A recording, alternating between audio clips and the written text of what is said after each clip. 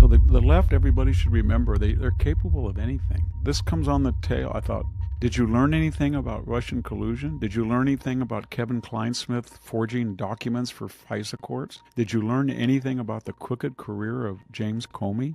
If you look around today at the headlines, the protests, the lawsuits, and the media narratives, you will notice one man keeps showing up in all of it. Whether you love him or hate him, Donald Trump is not just back, he is rewriting the rules. But here is the twist. The resistance he is facing, it is not just political. It is cultural, institutional, technological, global, and it tells us something much bigger than just one campaign or election. Let me ask you this. Why does every tool of power, media, tech, courts, even universities, suddenly seem like it is on high alert? And what happens when someone hits back, hard, on every front? This is not just another routine political rant. This is a 360-degree reckoning, a full-on counter-revolution. Imagine uncovering lies, forged documents, social media conspiracies, and nonstop media bias, all linking back to the same institutional operating system. That is what Victor Davis Hanson lays out. That is what we are unpacking today. This is about how far institutions will go to hold on to power, and what happens when someone says no more. Stay tuned because we are about to unpack the big moments, the quiet truths that got swept under the rug, and the surprising strategy that is turning the tables. But Victor Davis Hanson reminds us there is more, a pattern. When you see one or two of these things, you might shrug it off. But when the pattern includes false accusations, deliberate silence, and media manipulation, then you are seeing the machinery of influence. This is about preserving a narrative. Let's begin with the big shockers. Remember the FBI's handling of Hunter Biden's laptop scandal? They sat on it for a year, refused to inform the public, and declared it probably Russian in origin. 51 former intelligence officials, including John Brennan and James Clapper, signed a letter calling the story Russian disinformation. But it was not. It was real. Facebook and Twitter banned the story anyway. I partnered with Twitter to suppress the news. Did you learn anything that Anthony Blinken helped round up 51 people to lie their heads off the American people, that the laptop was made in Russia or something? Do they ever say, I'm sorry? Mark Zuckerberg later admitted the FBI gave them a nudge. We are also looking at revelations like forged FISA documents. The FBI, under James Comey, used a dossier created by Christopher Steele, funded by the Clinton campaign to justify a FISA warrant to spy on the Trump campaign. That is not speculation. That is documented. Years later, John Durham's investigation confirmed the fraud. The media, from CNN to the Washington Post, called the story debunked conspiracy until they quietly admitted it was real. This was not about protecting America. This was about protecting a narrative and stopping one man. When the media, intelligence services, and platforms work as one, information gets buried. But once those doorways open, you cannot ignore what you are seeing.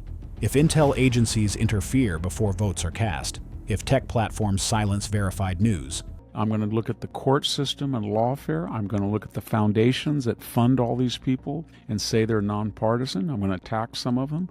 I'm going to look especially at the universities are getting away with racism. And if the media acts as an activist arm, then what is left of democracy?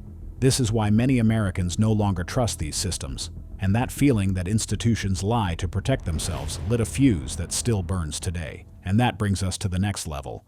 Hate versus counter-revolution. Hanson argues this deception is not random. It is strategic. The aim is not debate.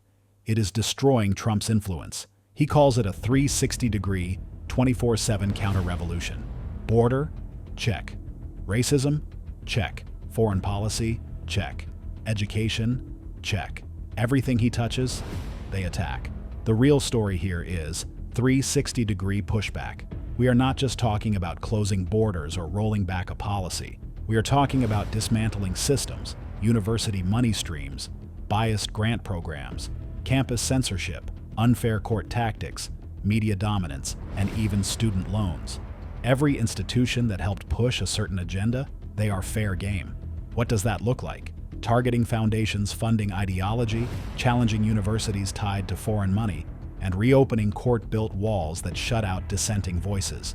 It is bold and sweeping, and no precedent for it. Not even under past conservative leaders. taking foreign money, not declaring it, not respecting the First Amendment, the Fourth Amendment, Fifth Amendment, Sixth Amendment. This is not random outrage. It is methodical, and that is why people are wary. When you take on every angle, you rebuild the whole system with no stone unturned. Trump's response was not just rhetorical, it was structural. He started targeting institutions, one by one. Let's take higher education. For years, elite universities received tax exemptions while promoting ideologies hostile to half the country. Some funneled foreign money, others suppressed speech. Trump proposed ending grants to universities that violated free speech, a move no previous president dared touch. Then came critical race theory. Federal agencies were running mandatory seminars calling America inherently evil. Trump banned it. He did not just criticize the ideas, he cut the funding behind them. And it was not just academia. He pushed to remove biased judges. He rewrote immigration rules to favor merit over quotas. He hammered back at the media, labeling them enemies not because they were critical, but because they were coordinated. To critics, this looked like war. To supporters, it looked like, finally, someone is doing something. Trump did not start this war. He just fought it in a way nobody else dared. And that, for many, changed everything. And it's not because she's white, it's because she's probably the best woman basketball player in a generation. So she's bringing in enormous revenue. From there, Hanson shifts to hot-button culture issues: diversity, equity, and inclusion. On the surface, DEI sounds fair. Everyone deserves a seat at the table. But dig deeper, and things break down. Take the recent charges against politically prominent public officials and sports stars.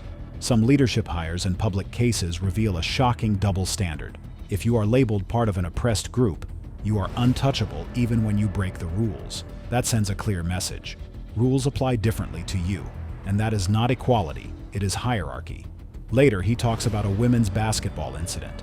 A top white player fouls a black player, gets slapped, and the enforcement seems to bend. The result? A perception that fairness in sport, like fairness anywhere, shifts depending on who is involved, pointing back to a broader cultural divide.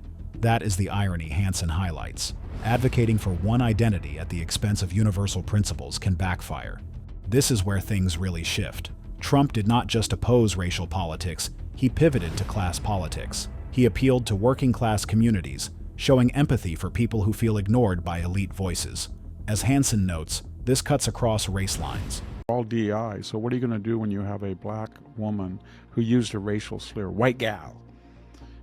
And why did she do that? Because the left feels that victimized people by statute or by de facto can do anything they want. They're exempt. They can never be victimizers. So we have Jasmine Crockett saying, they don't. Basically, she was in an interview and she's thinking, brilliant people like me won't ever be nominated. She didn't mention that AOC right now is leading in the polls for their future standard bearer. So she says, they're just looking for a safe white boy. Hispanic and black working-class voters started responding. The narrative becomes about common economic concerns, paying rent, finding work, and securing land, not about identity groupings. A poll after his first 100 days showed 62% of Hispanic voters thought Trump was on the right path, and around 40% of black voters too. Not the majority, but a signal. People in Detroit, Fresno, El Paso, and Staten Island felt heard. The left's reliance on DEI politics began to alienate economic hardcore supporters across racial lines. This counter-revolution pushes back by reframing the question, not are you black or white or Hispanic, but are you a working person who gets left behind? It introduces a new narrative, national belonging over group identity. Think of the shift, painting political appeal as a common connection across races, calling out economic distance, and promising to help communities facing real-world problems. That shift strikes at the foundation of today's narrative machine, and it is resonating. Surveys show surprising gains, double-digit support from Hispanic and black voters in the first 100 days, even as media commentary fixated on anger. That suggests a changing sentiment. Maybe people are tired of identity grids and just want help paying the bills. Hanson shifts the lens to foreign actions. He describes Trump's brand of diplomacy: no apologies, no overpromising. Instead, he uses leverage. He pushed NATO to pay its dues, confronted Xi Jinping on trade, ordered the killing of Qasem Soleimani, and warned Vladimir Putin not to touch Ukraine. And for 4 years, Putin did not. He also moved the U.S. embassy to Jerusalem, pushed the Abraham Accords in the Middle East, and cut funding to UNRWA, exposing links to Hamas.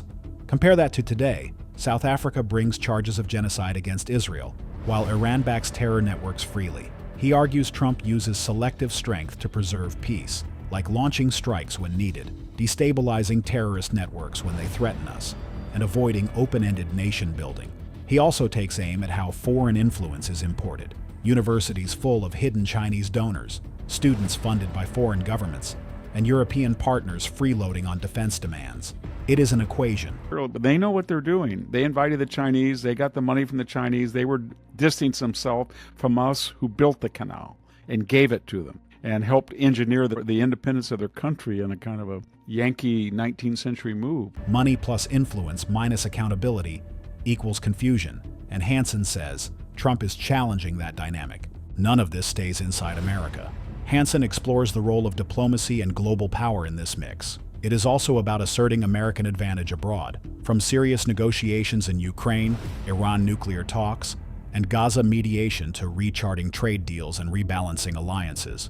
It questions old assumptions, decades of unwavering intervention, foreign waste, subsidizing old partners, and letting others off the financial hook. It does not demand constant war, but selective, high-impact action. The idea is to use unmatched strength, not to invade, but to reset relationships and rescue leverage while avoiding endless foreign entanglements. That is the strategy driving Trump's tilt toward global posture, not traditional isolationism.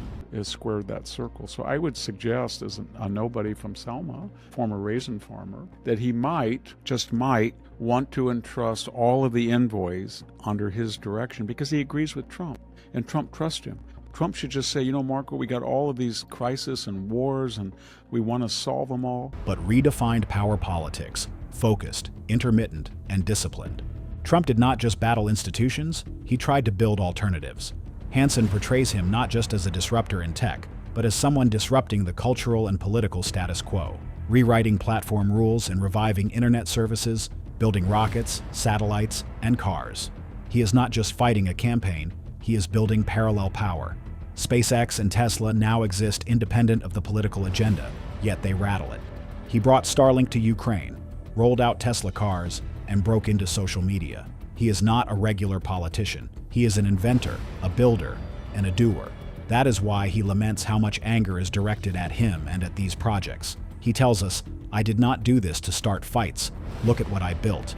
That dual role, political disruptor and technological pioneer, is fueling the reaction. It is a new frontier.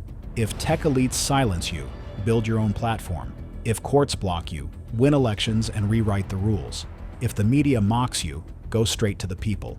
This strategy is deeper than we think. Trump is not just a politician. He is now an ecosystem of media, influence, apps, and even satellites.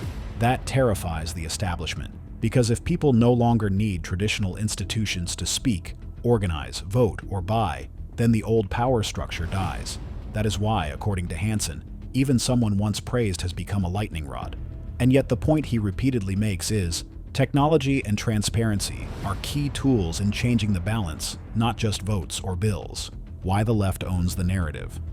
Let's talk about something deeper than policy, culture, the invisible machine that shapes how we talk, what we feel, and even what we are allowed to think. For decades, the left has strategically embedded itself into education, entertainment, journalism, and big tech. Not through elections, but through influence. They did not just win debates, they rewrote the language so the other side could not speak. Think about it. Illegal alien became undocumented immigrant. Woman became a spectrum. Meritocracy became privilege. Patriotism became nationalism. And their problem in South Africa is, number one, they're 3 generations from apartheid, 2 and sometimes 3. So these young kids, 30, 40, were children when this thing happened. Mother became a birthing person. And once language is controlled, truth becomes subjective. The Overton window shifts. Ideas that were common sense 10 years ago are now hate speech. This is why Trump's raw, politically incorrect style made him so dangerous to them. He did not play by the new rules. He called terrorists animals. He mocked elite jargon. He used humor, sarcasm, and plain talk, and it broke the algorithm. Cultural control is not about fairness. It is about obedience. Trump did not just disobey, he rallied others to do the same. That is why comedians, podcasters, and even CEOs started speaking out after 2016. The dam cracked, and the cultural gatekeepers panicked. Now let's zoom in on the most recent tactic: lawfare, not warfare. Lawfare, using legal systems to cripple political opponents without ever winning a debate. Donald Trump has now faced 2 impeachments, over 90 criminal charges, investigations in multiple states, and civil suits targeting his businesses, his brand, and even his Twitter posts. This is not a coincidence. It is a strategy. When you cannot defeat someone democratically, you bury them in bureaucracy. You indict them during election season. You gag them in courtrooms. You drag them into depositions the day before campaign rallies. This weaponization is not just an attack on one man. It is a message to everyone watching. Do not challenge the system or we will ruin your life. And yet, the more they indict him, the more popular he gets. That is not blind loyalty. That is recognition. People see what is happening. They feel it in their own lives. IRS audits, censorship, and canceled bank accounts. Trump just made it visible. Lawfare backfires when it looks personal. And make no mistake, this is not justice. It is revenge. And it is waking people up in ways no speech ever could. Why they are so afraid, and what happens next. Ask yourself this: if Donald Trump is such a joke, such a con man, such a danger, why not just let him lose? Why the 24/7 media panic? Why the endless trials? Why the censorship?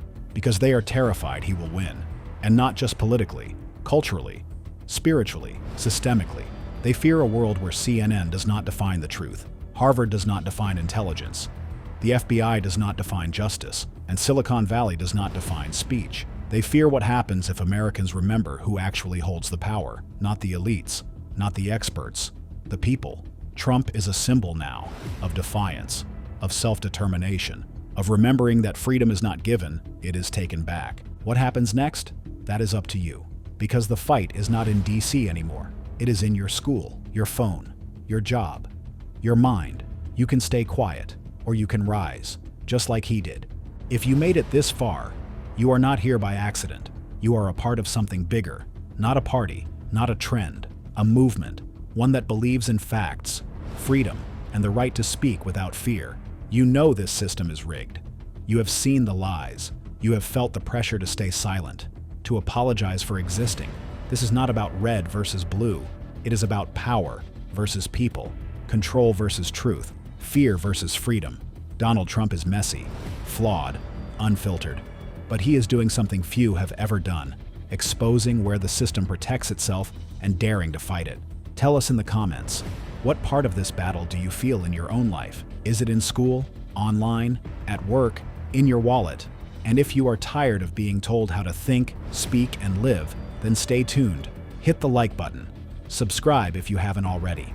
Share this with someone who is ready to hear the truth. No edits, no scripts, just facts, and you.